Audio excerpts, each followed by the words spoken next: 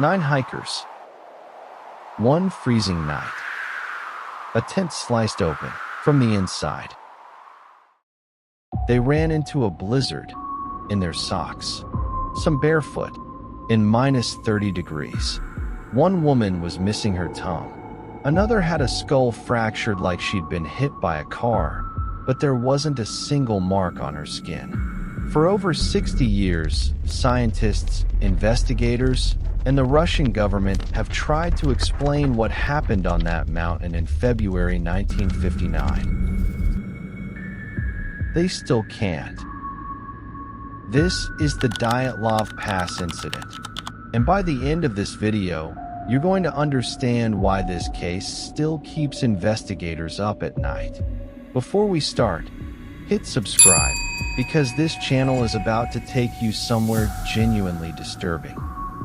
In January 1959, 10 experienced hikers set out into the Ural Mountains of Soviet Russia. Their goal: reach Otorten Mountain, a grueling multi-day trek through some of the harshest wilderness in the country. They were not amateurs.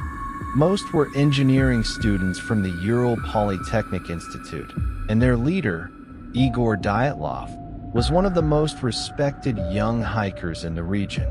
This was a grade 3 hike, the highest difficulty rating in the Soviet system at the time. One member turned back early due to illness. That decision may have saved his life. The remaining 9 would never come home. On the night of February 1st, the group made a fateful decision. Instead of descending to the safety of the tree line, they pitched their tent on the slope of a mountain the local Monsey people called Kolotsyakal. Translated from the native language, it means Dead Mountain. They didn't know that name yet.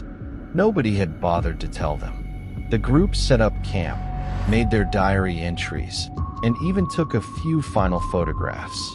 Everything in their journals suggests a group in good spirits, tired but calm. Nothing unusual, nothing that hints at what was coming. Then the diary entries stop. When the group failed to return on schedule, search parties were sent out. What they found at the campsite would become one of the most analyzed mysteries in modern history. The first 2 bodies were found near the remains of a small fire under a large cedar tree. Both were shirtless in minus 30-degree conditions. The branches of the cedar were broken up to 5 meters high, as if someone had desperately tried to climb it to see something or escape something. 3 more bodies were found between the tree and the tent, as though they'd been trying to return for supplies and never made it. The final 4 were discovered 2 months later, buried under several meters of snow in a ravine. And this is where the case stops making sense. One woman was missing her tongue, eyes, and part of her lips. 2 of the men had massive chest fractures, the kind of force typically seen in a high-speed car crash. One had a fatal skull fracture, and yet, none of them showed external wounds. No blows, no cuts on the skin corresponding to the injuries beneath. The Soviet medical examiner who investigated the case stated the force involved was equivalent to that of a car crash, but there was no car and no other person anywhere near that ravine. Some of the clothing tested positive for elevated levels of radiation.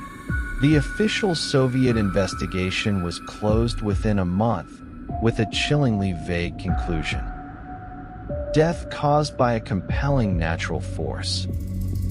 The case files were sealed, and Kolotsyakal, Dead Mountain, was placed off limits to hikers for the next 3 years.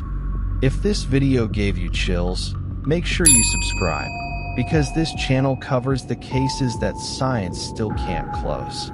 And tell me in the comments, which theory do you believe? I'll see you in the next one. Thank you for watching.